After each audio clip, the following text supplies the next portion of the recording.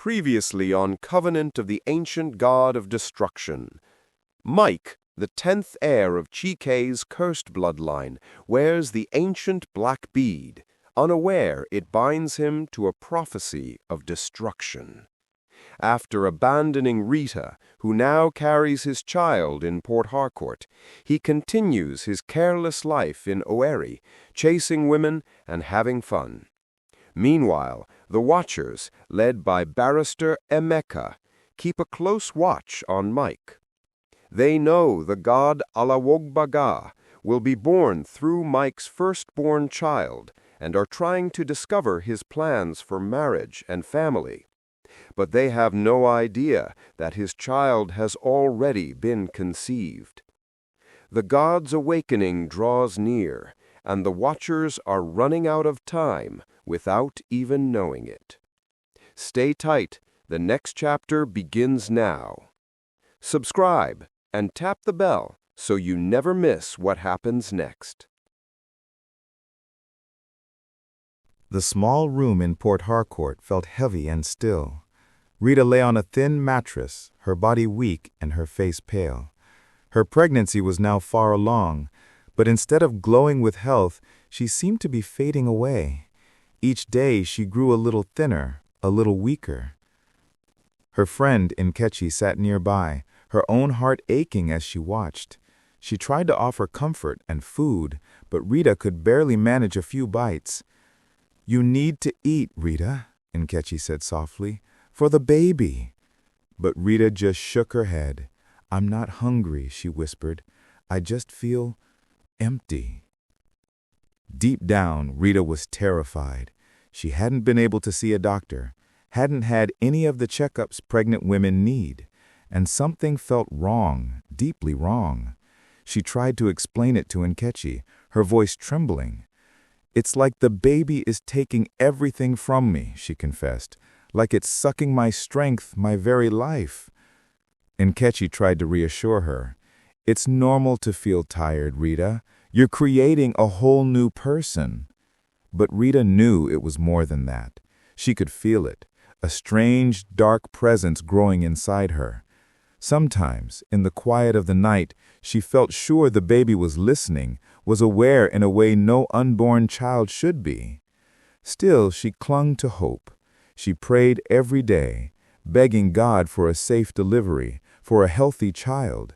She dreamed of holding her baby, of being a mother, of finding joy after so much sorrow. But as the days passed, her strength continued to fade. The life within her seemed to burn like a dark fire, consuming her from the inside out. And Rita could do nothing but wait and hope and fear what was to come. The compound was filled with laughter and music. It was a day of celebration, the naming ceremony for Nneka's newborn son, Nneka. Family, friends, and well-wishers gathered under colorful canopies, sharing food and joy. But Nneka's mind was only partly on the celebration. His eyes scanned the crowd until they landed on Mike, who had just arrived. Mike looked sharp and confident, easily blending into the festive atmosphere. Nneka took a deep breath and made his way over. "Mike, you made it," Nneka said, shaking his hand warmly. "I'm glad you could come." Mike smiled. "I wouldn't miss it. Congratulations on your son." "Thank you," Nneka replied. He kept his tone light, but his attention was already narrowing in on Mike and the black bead hanging around his neck. They made small talk for a few minutes about the ceremony, the weather, life in Owerri. But Nneka's mind was only partly on the celebration. He steered the conversation. "So, Mike, with all this baby joy in the air, when are we celebrating you? Any special woman in your life?" Mike chuckled.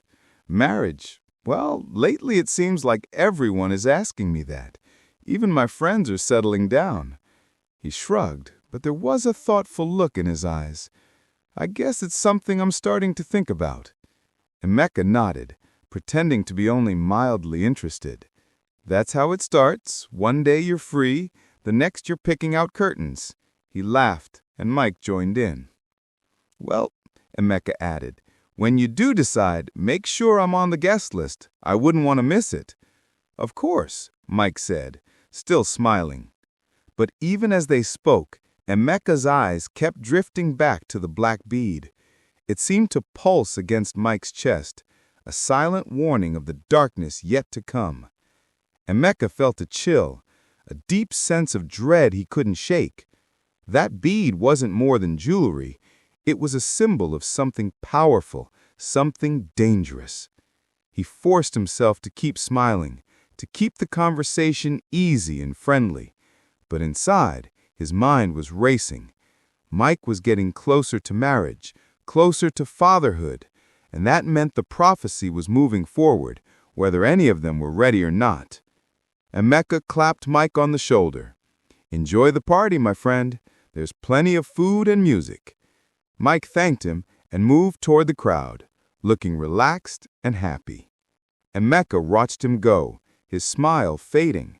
The bead seemed to pulse against Mike's chest, a silent warning of the darkness yet to come. The air in Nneka's family home felt heavy, even though the windows were open. Nneka sat at the small wooden table in the kitchen, helping her mother peel yams for dinner. But her mind was far away, lost in thoughts of Mike. Her mother's voice cut through the silence like a sharp knife. "Nneka, when will that teacher of yours come to see us properly? Or are you still wasting your time with a man who has no plan?" Nneka kept her eyes on the yam in her hands. "Mama, please, Mike is a good man. He's just busy." "Busy?" her mother scoffed. "Busy doing what? Chasing other women? Your younger sister is married and already expecting, and you're here peeling yams waiting for a man who doesn't know what he wants." Nneka's chest tightened. She loved her sister, but lately every family gathering felt like a competition she was losing. "Mike and I are fine, Mama. He loves me." "Love doesn't put food on the table. Love doesn't give me grandchildren," her mother shot back. "If he's not serious, bring another man home. You're not getting any younger." Nneka stayed quiet. She was used to these conversations. Her mother didn't understand. Mike wasn't like other men. He was handsome, charming, and everyone at school admired him.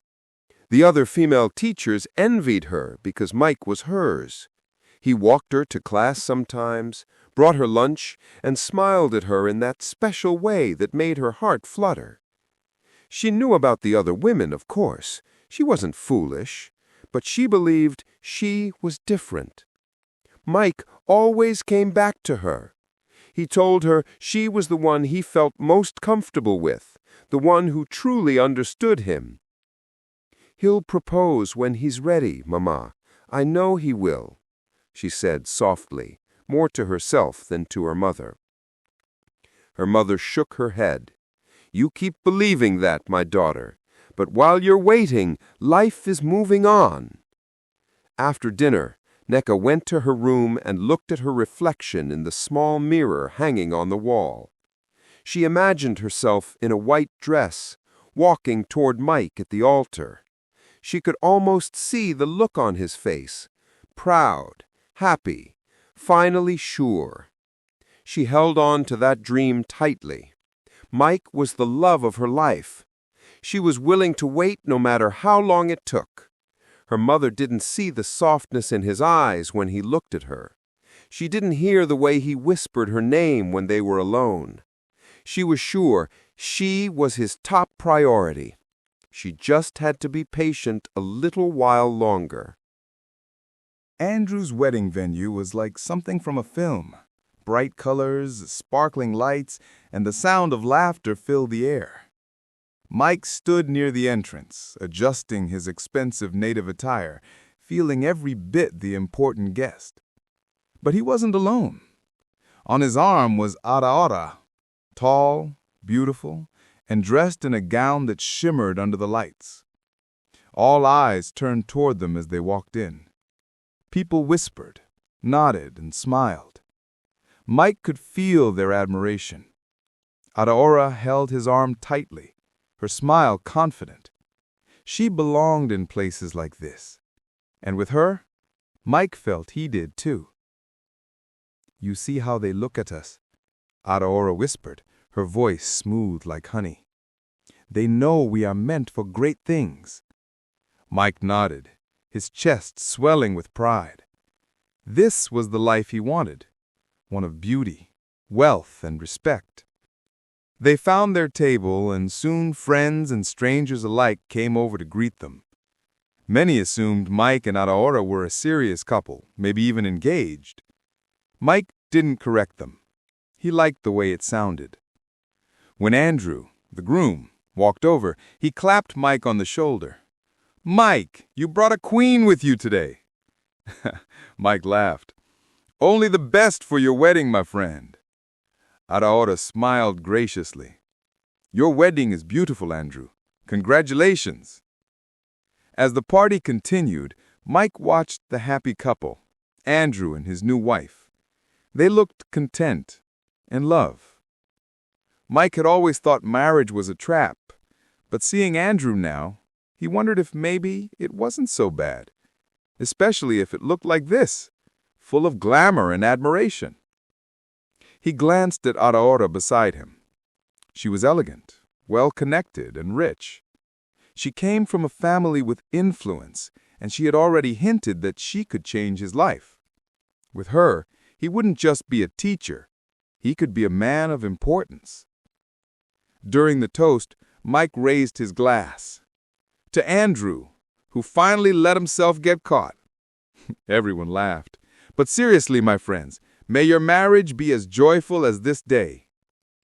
As he sat down, Adaora leaned close. "You know, Mike, we could have this. A wedding even grander than this.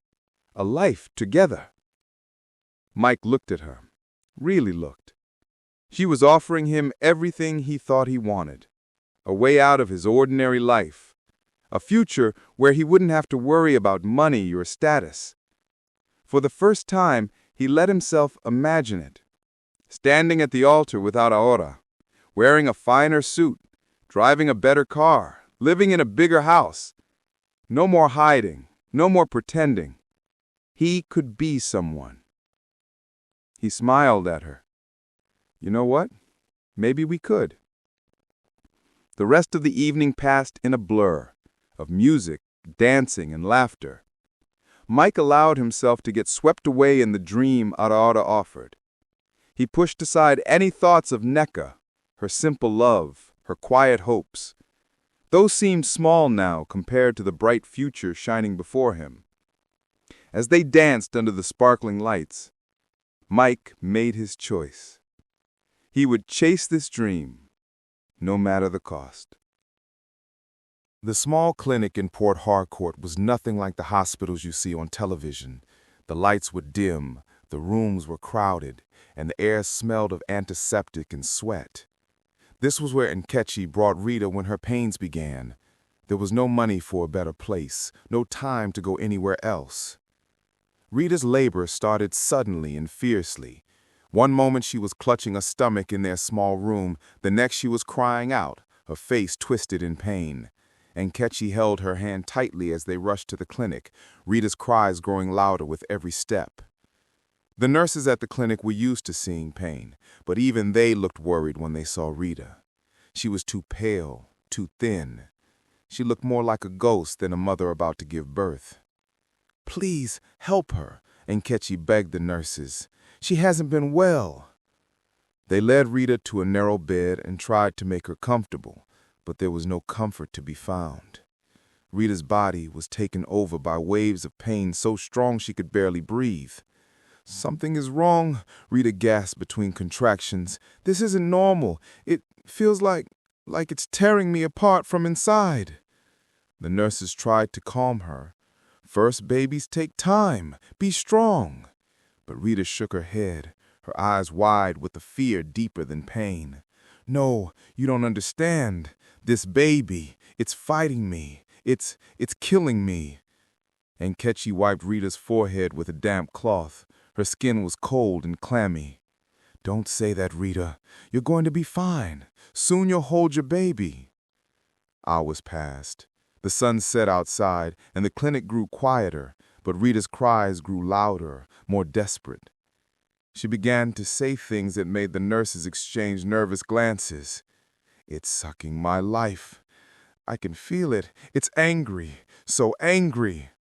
Finally, after what felt like forever, the moment came. Rita gave one last terrible scream, a sound of pain and fear that seemed to shake the walls. And then there was silence, broken only by the weak cry of a newborn. But it was not a joyful sound. The nurse held up the baby, and everyone in the room fell silent. This was not a normal child. It was completely bald, with pale, smooth skin that seemed too tight. Its eyes were wide open, dark and knowing, staring around the room as if it understood everything. Its mouth was set in a firm, unsmiling line. It did not look like a baby. It looked ancient and angry. No one said, "How cute." No one reached out to hold it. They all just stared, uneasy and afraid. And Nkechi turned back to Rita, ready to reassure her, but the words died in her throat. Rita lay still, her eyes closed, her face peaceful for the first time in months. But she was not breathing. "Rita!" And Nkechi shook her gently. "Rita, wake up!" But Rita did not wake up. The strength it had taken to bring this strange child into the world had been too much. She was gone. The nurses tried to revive her, but it was no use. One of them covered Rita's face with a sheet, her hands trembling. The air was heavy and scary, filled with so much uncertainty. Nkechi stood frozen, unable to process what had happened. Rita was dead. Her friend who had been through so much had not survived to see her child.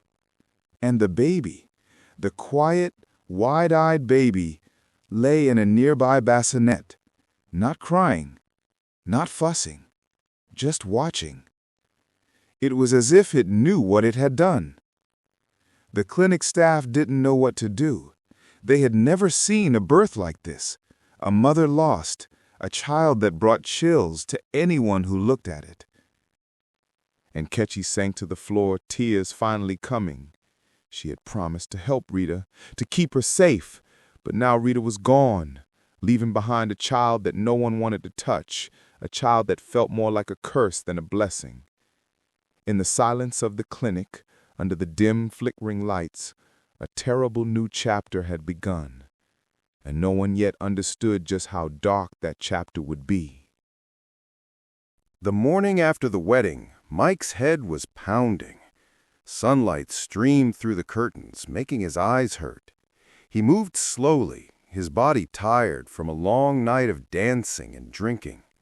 All he wanted was quiet, water, and sleep. But quiet was not what he got. A knock came at his door, soft at first, then more urgent.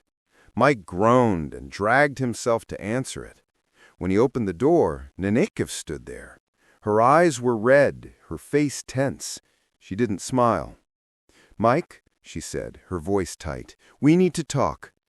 Mike sighed. He was in no mood for drama. "Nneka, not now. I'm tired."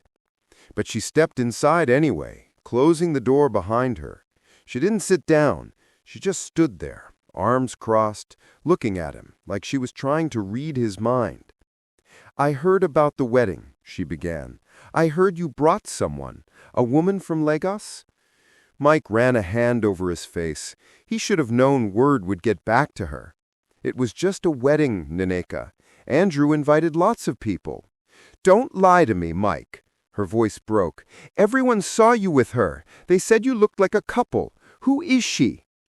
Mike's patience snapped. He was tired of explaining himself, tired of her questions. The hangover in his head wasn't helping. "Her name is Adaora," he said bluntly. "And yes, I'm with her. I'm going to marry her." The words hung in the air, sharp and cold. Nneka stared at him as if he'd slapped her. Her face crumpled. Tears welled in her eyes and spilled down her cheeks. marry her," she whispered. "But what about me? What about us? I thought you loved me." Mike turned away. He couldn't stand the look on her face. "Things change, Nneka. Adaora understands me. She can give me the kind of life I want." Nneka began to cry openly now, her shoulders shaking. "But what about what I want? I waited for you, Mike. I defended you to my family. I thought we had something real." But Mike didn't answer. He was hot, irritated, and just wanted to wash off the sweat and smell of the previous night. Without thinking, he pulled his shirt over his head and tossed it on a chair. Then he did something he never did. He unclasped the black bead necklace from around his neck and laid it carefully on the table. For a moment, Nneka stopped crying. She had never seen him without that bead. He always wore it, sleeping, bathing, always. Now here it was, sitting on the table like an ordinary thing. Mike didn't even glance back as he walked toward the bathroom. "I need to shower, Nneka. We'll talk another time." But Nneka wasn't listening anymore. Her eyes were fixed on the bead. Her heart was broken, her hope shattered. In that moment, something snapped inside her. If he didn't care about her, maybe he cared about this. Quietly, quickly, she stepped forward and snatched the bead from the table. It felt strangely warm in her hand, almost alive. Without another word, she turned and slipped out of the apartment, closing the door softly behind her. She didn't know why she took it. Maybe she thought if he missed it, he would come looking for her. Maybe it was her way of holding on to a piece of him, or punishing him for hurting her. As she walked away, clutching the bead tightly, she had no idea what she had really taken. She didn't know it was more than jewelry. It was a thing of power, a thing of destiny. And now it was in her hands. Mike slept peacefully, completely unaware that the ancient prophecy had already been fulfilled. His mysterious attachment to the black bead had vanished the moment his child was born, though he didn't understand why he suddenly removed it without care. He didn't know he was now a father, or that Rita had died giving birth to their son, a child who might be the vessel of Alaogbaga himself. The Watchers continued their vigil, watching Mike and waiting for him to start a family, not realizing they were already too late. Meanwhile, the powerful bead, the key to controlling the god's vessel, was now in the hands of Nneka, who had no idea of its terrible significance. The god of destruction had been born into the world unnoticed. His protector was unaware, his watchers were blind, and the sacred object that could identify him was lost. The most dangerous chapter of the prophecy had begun, and darkness was gathering. What will happen now that the bead is missing? How will the Watchers discover the child? And what will Mike do when he learns he has a son? The story is just getting started. Please subscribe so you don't miss what happens next. Like this video if you're hooked, and comment below with your predictions. Will Mike find out about his child? Will Nneka discover the power of the bead? We read every comment.